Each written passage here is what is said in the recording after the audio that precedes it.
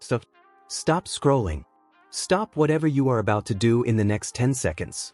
Because while the rest of the royal commentary world has spent the past several weeks dissecting empty squares, Montecito kitchens, and Daily Mail civil wars over the post-royal household, the actual succession of the British crown has, during the same period, taken a quiet but genuinely consequential step forward.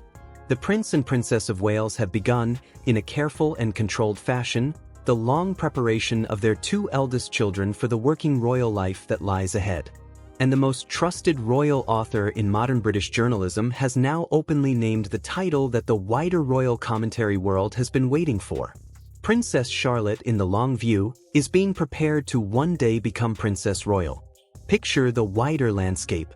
The working royal family is, by every available reading of the present moment, smaller than it has been at any point in modern memory. The king is in the later stages of his cancer treatment journey. The Queen is supporting him at the most demanding pace of her own consort career. The Princess of Wales has returned to public life after her own year of cancer treatment. The Princess Royal continues to lead the engagement count by a considerable margin, carrying out hundreds of engagements each year well into her 70s. The Duchess of Edinburgh is shouldering an increasingly visible international role. The Prince of Wales is now, by every available signal, the operational future of the institution. And beneath that working line is the next generation, with Prince George at 12, Princess Charlotte at 11, and Prince Louis at 7, watching, learning, and beginning to step very gently into the early shape of the lives that have been planned for them since birth. Let us start with the title, because the title is the part of the story that has now appeared in the published press for the first time. Hello. Magazine has carried reporting drawn from the work of Robert Hardman, who is widely regarded in British royal journalism as one of the most trusted and well-connected royal authors. The royal commentary world regards Robert Hardman as the single most trusted palace-connected royal author in modern British journalism. He is the author of Charles III, New King, New Court, The Inside Story, a book widely considered the closest authorized account of the present reign available in published form. The reason his name appears on this story is, by any honest reading of how royal commentary actually operates, the entire point of the story itself. Robert Hardman does not, as a rule, publish material that has not been approved for public circulation by palace sources. So when Robert Hardman writes that Princess Charlotte may, in the long term, be elevated to the title of Princess Royal, the wider commentary world interprets that as an indication of where thinking inside the palace is currently heading. The historical context of the title is worth pausing on because precision matters. The title of Princess Royal is a courtesy title bestowed by the British sovereign upon the eldest surviving daughter of the monarch. It has been in use since the 17th century. The title is not hereditary. It is not automatically transferred to a holder's children. When the holder of the title passes away, it returns to the crown and may then, at the sovereign's discretion, be bestowed upon the next eligible daughter in the senior royal line. Over the 4 centuries since the title was first conferred, there have been only 7 holders. It is worth briefly examining the full lineage because it reveals something about how the institution itself views the title. The first Princess Royal, Mary, was the daughter of King Charles I. The title was bestowed upon her in 1642 and was modeled on the French royal practice of the time. The title was then bestowed upon subsequent eldest daughters over the following 4 centuries, including Princess and the current holder of the title. Princess Mary, the daughter of King George II, Princess Charlotte, the daughter of King George III, Princess Victoria, the daughter of Queen Victoria, Princess Louise, the daughter of King Edward VII, Princess Mary, the daughter of King George V, and then, after Mary's death in 1965, the present holder, Princess Anne, who was elevated to the title in 1987. Each holder, in her own way, used the title as a platform for a sustained working contribution to the institution. The 7th and current holder, Princess Anne, received the title in 1987 when she was already in her late 30s. The previous holder, Princess Mary, the only daughter of King George V and Queen Mary, had died in 1965. The title then remained vacant for 22 years before being bestowed upon Princess Anne. The precedent, in practical terms, is clear. In the modern era, the title is not typically given to very young women. Instead, it tends to be conferred upon senior royal women whose working contributions to the institution have already been firmly established. The reason for that long pause is important. Following Princess Mary's death, the late Queen Elizabeth II chose not to elevate her own daughter to the title at a young age. In 1965, Princess Anne was still a teenager and only beginning to establish her public role. By every available reading of her approach to royal honors, the late Queen Elizabeth II preferred to allow her daughter's contributions to develop naturally before bestowing such a historic title. By the time the title was finally conferred, Princess Anne had already established herself, through an extraordinary number of engagements and years of service, as one of the most respected working royals of her generation. In that sense, the title was recognition for work already completed rather than a promotion to work yet to come. That historical pattern becomes particularly significant when reading the reporting that has now appeared in Hello! Magazine. The interpretation being attributed to Robert Hardman is not that Princess Charlotte is about to receive the title.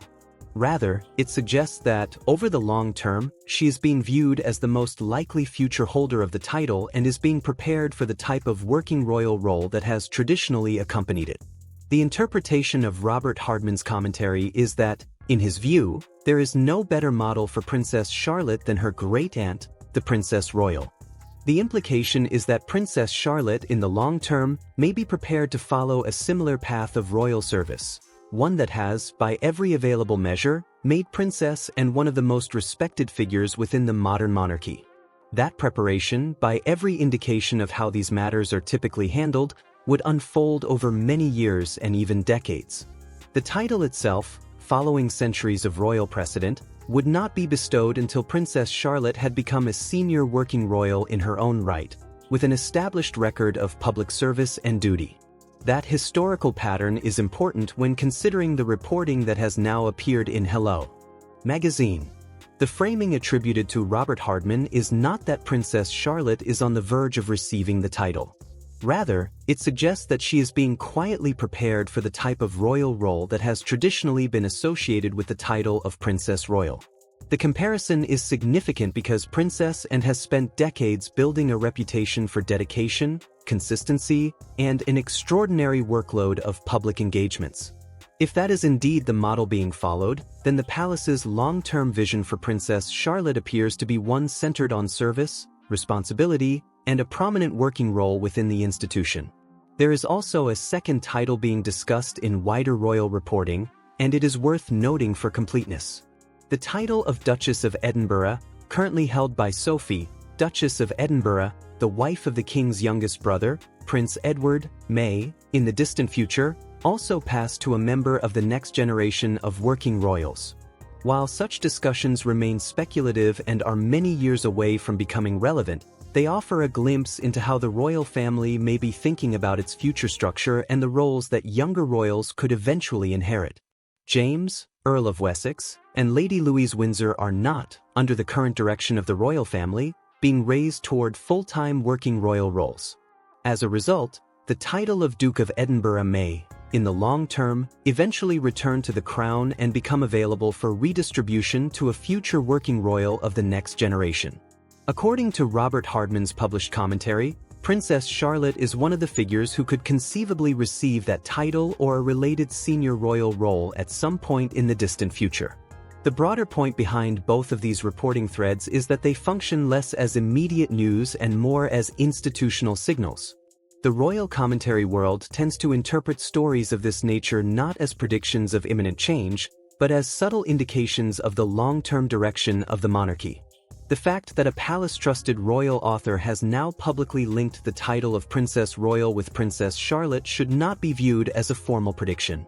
Rather, it suggests that thinking within royal circles may be gradually settling around the idea that Princess Charlotte is being prepared, over the long term, for the type of working royal life that her great-aunt, Princess Anne, has spent more than 5 decades building. Now we come to the broader question of mentorship. Any discussion about Princess Charlotte's future role only makes sense when viewed alongside the quiet guidance that appears to be taking place behind the scenes.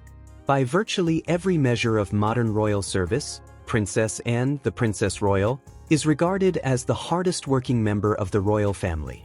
Her annual engagement totals have consistently ranked among the highest within the institution, often surpassing those of other senior royals by a significant margin. In 2002, according to published figures, Princess Anne carried out more than 400 official engagements, exceeding even the total completed by the king during the same period. Over several decades, she has built one of the most respected portfolios of patronages and charitable associations within the entire royal family. Her reputation has been founded not on publicity or personal promotion, but on consistency, duty, and an unwavering commitment to public service. That is precisely why many royal observers believe she represents the ideal model for the future path that Princess Charlotte may eventually follow.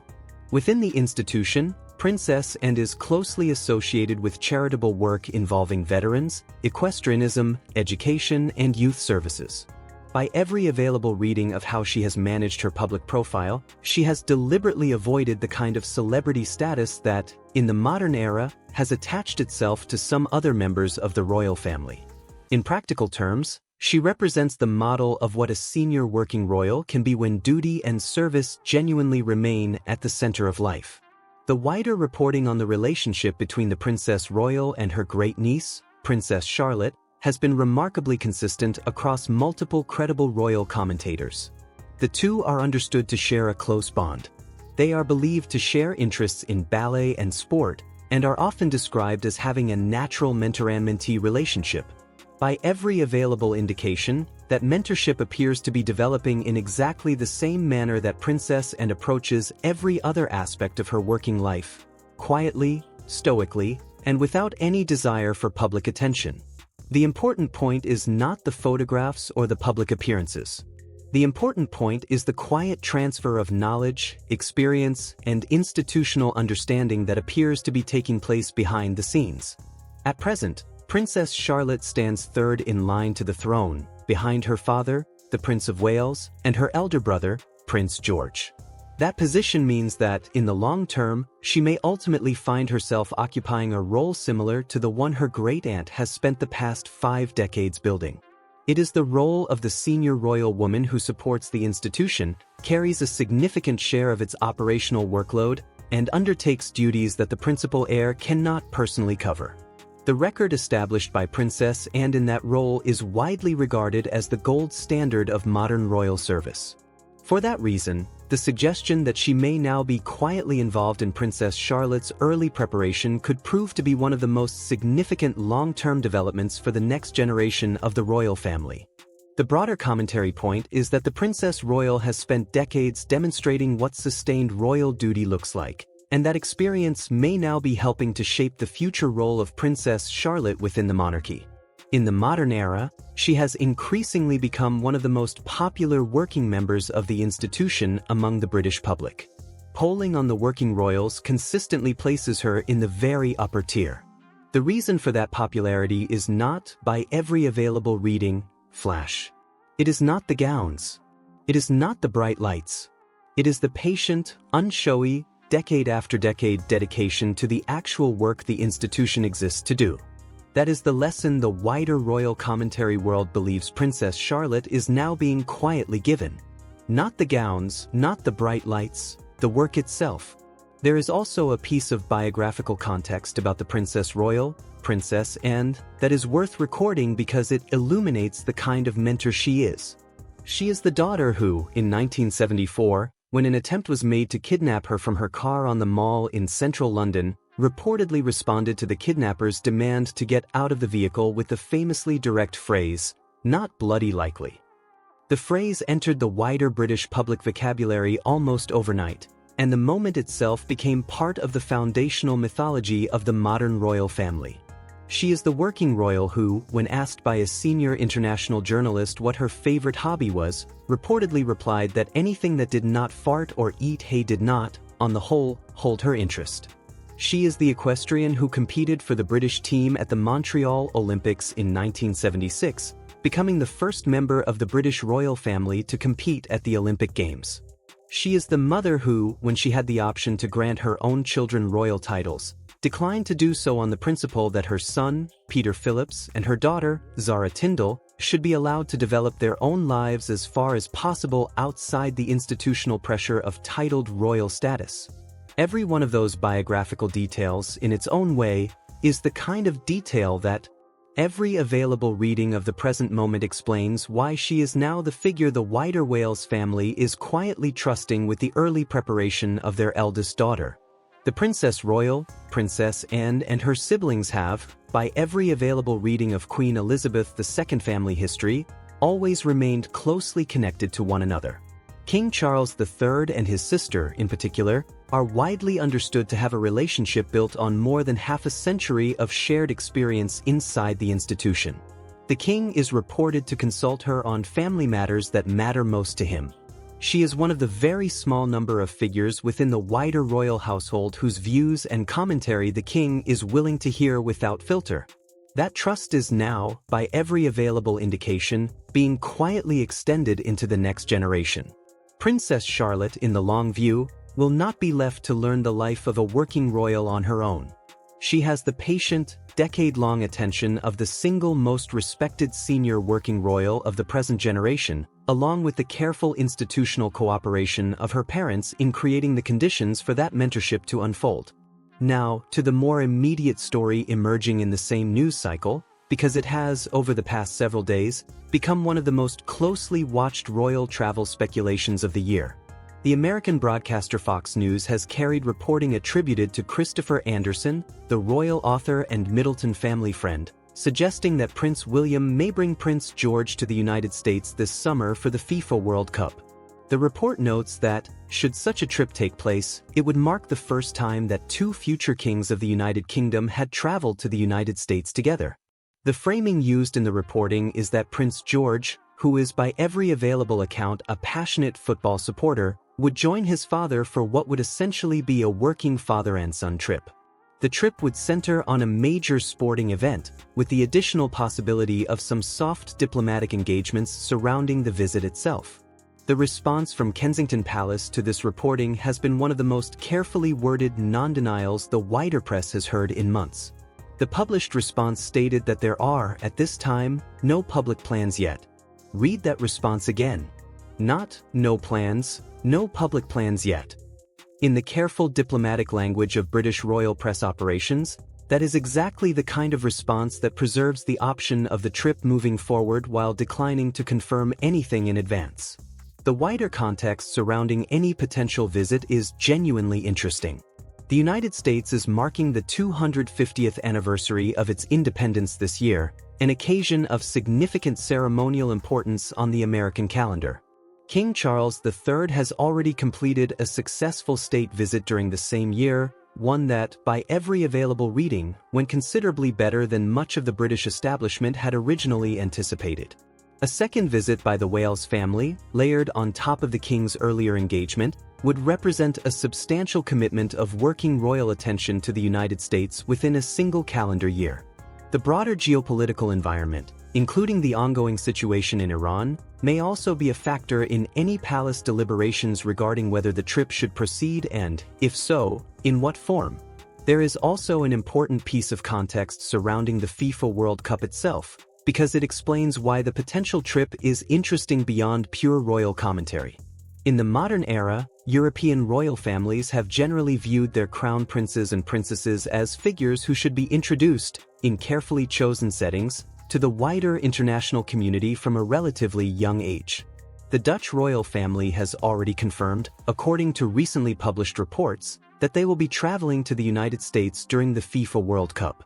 The wider continental tradition is that the next generation is brought along to major international sporting and ceremonial occasions as part of their early introduction to working royal life.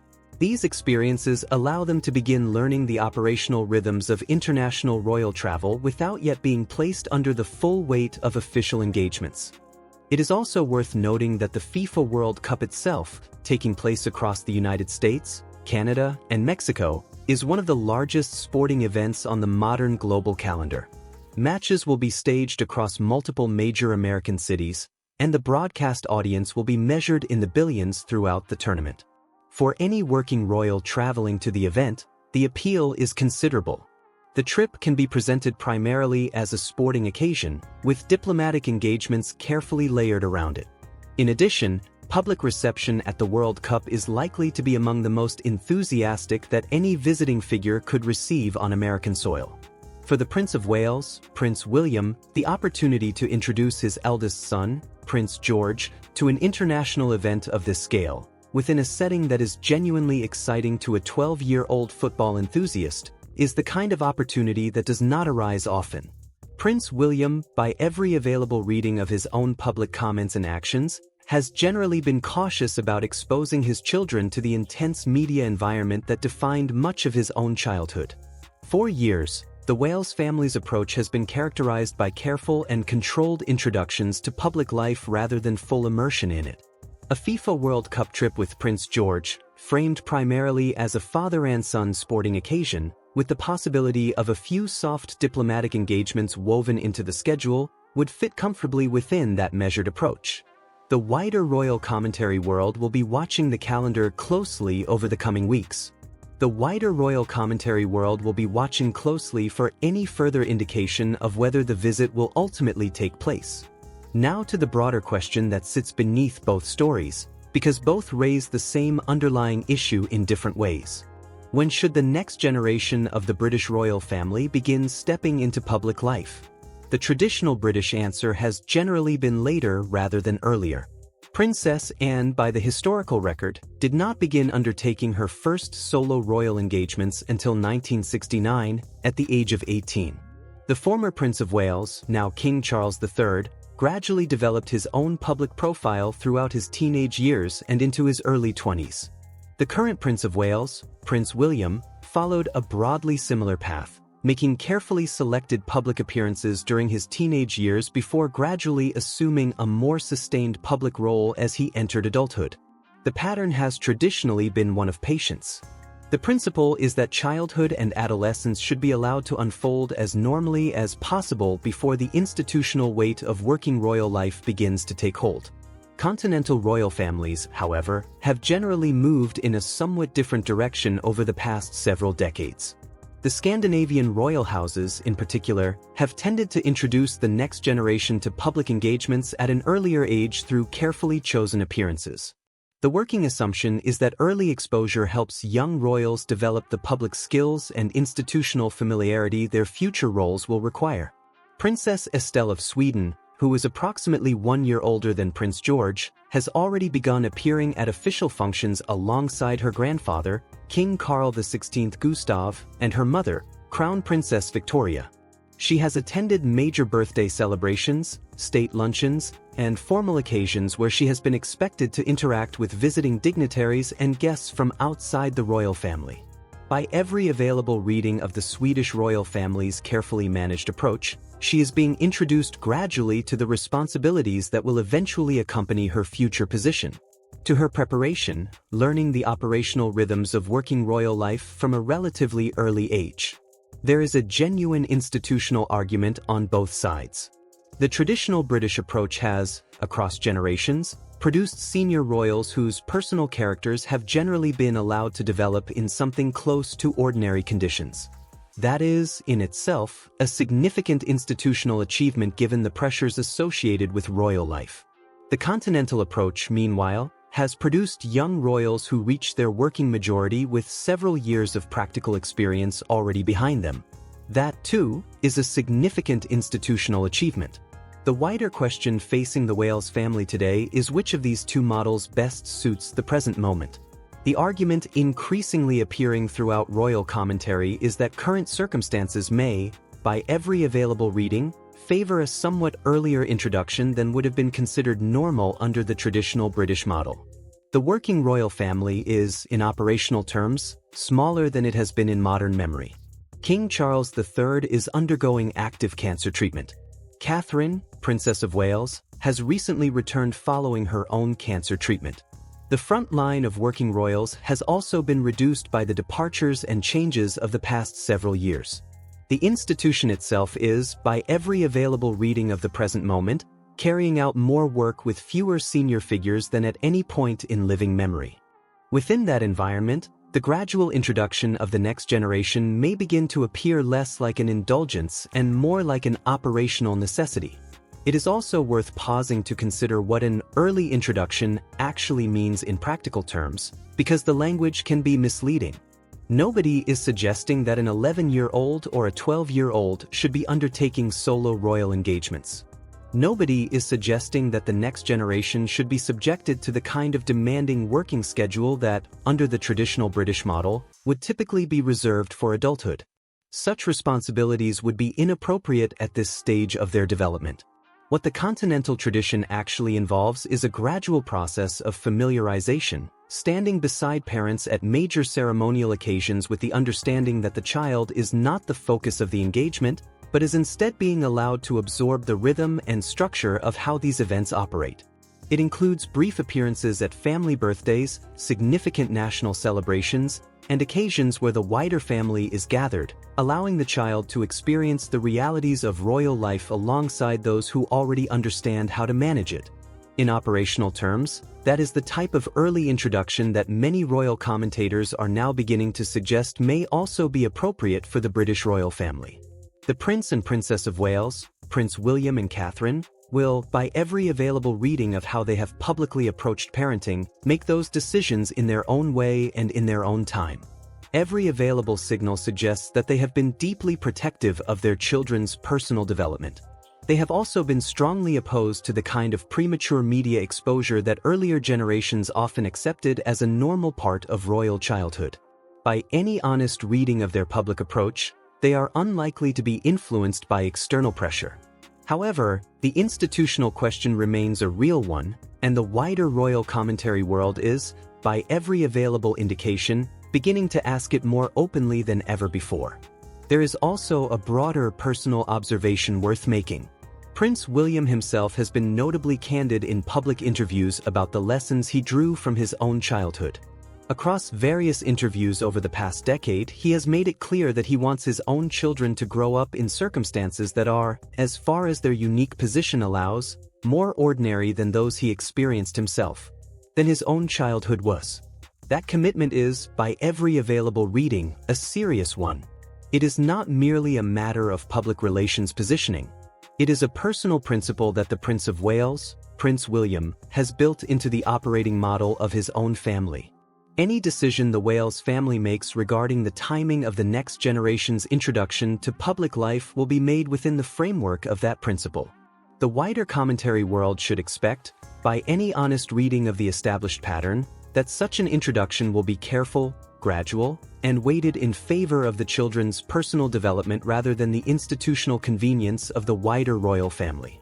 Now, step back from the individual stories and consider the broader institutional picture, because that picture explains why these stories are attracting so much attention. The British royal family is, by every available reading of the present moment, navigating one of the most demanding periods in its modern history. The reign of King Charles III is now 2.5 years old. The king has, through his own publicly disclosed circumstances, been managing cancer treatment for much of the past 18 months.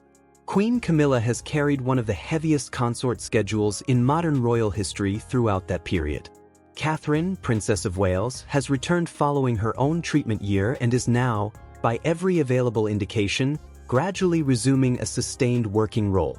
Her recent tour of Italy generated the kind of organic public response that royal historians have struggled to find modern comparisons for. Meanwhile, Prince William has committed to the largest single reform program in the history of the Duchy of Cornwall, a £500 million, 10-year initiative focused on affordable housing and environmental restoration. The Princess Royal, Princess, and continues to maintain the highest engagement count among working royals at an age when many of her contemporaries have long since retired. Sophie, Duchess of Edinburgh, has also stepped into an increasingly visible international role, further expanding her presence on behalf of the institution.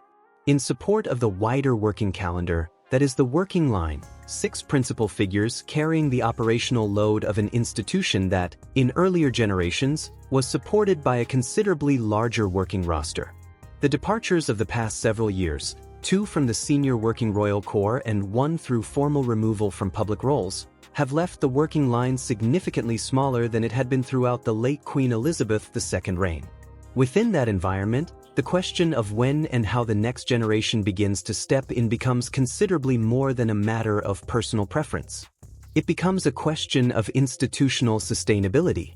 By every available reading of the present circumstances, the institution itself needs the next generation to be ready in some form sooner rather than later. The Prince and Princess of Wales themselves, however, appear to want their children's personal development to unfold as far as possible under ordinary conditions. The tension between those two pressures is, by every available reading, the real institutional story underlying the public reporting surrounding the Princess Royal title and the possibility of involvement in the FIFA World Cup. The wider royal commentary world is beginning, gently, to discuss that tension more openly. There is also a broader piece of structural context worth noting because it explains why this conversation has reached this point now rather than 5 years ago. The original working royal architecture, as it existed immediately before the royal departure in 2020, was built on the assumption that the next generation of working royals would consist of the Wales family and the Sussex family working in parallel over the decades ahead. 2 young couples, 4 young children initially, and a working royal calendar shared between them. That assumption no longer holds. The Sussex departure removed half of the planned next-generation working architecture in a single move. The institution has been adjusting to the consequences of that change ever since.